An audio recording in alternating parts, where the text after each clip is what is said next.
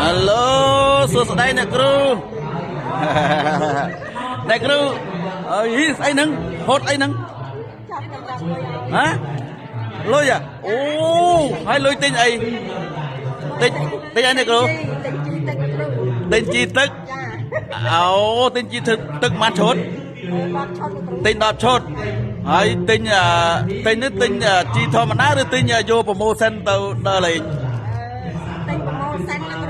ចេញប្រម៉ូសិនដើរលេងនៅសិង្ហបុរីមែនអូនេះបាទអបអរតាតូអ្នកគ្រូបាទអ្នកណាអ្ន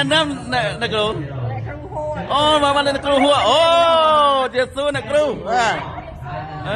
នឹងមិនដែរអ្នកគ្រូថ្ងៃនេះសប្បាយចិត្តដោយសារតែបងស្រីគាត់ណែដល់ឱកាសខ្លួនឯងដំណើរកំសាន្តសិង្ហបុរីអូចាយមួយសម្បត្តិបាទប៉ុន្តែកក់មួយសម្បត្តិទៀតអូចាយមួយសម្បត្តិហើយកក់មួយសម្បត្តិទៀតឲ្យគ្រូសាទៅផងហីបាទពីរនេះអូបាទអបអរសាទរអ្នកគ្រូបាទអូអស្ចារ្យមែនទេនេះបាទបាទទិញប្រម៉ូសិនទៅសិង្ហបុរីបងប្អូនដំណើរកំសាន្តបាទហ្វ្រីបាទសប្បាយបាទបាទ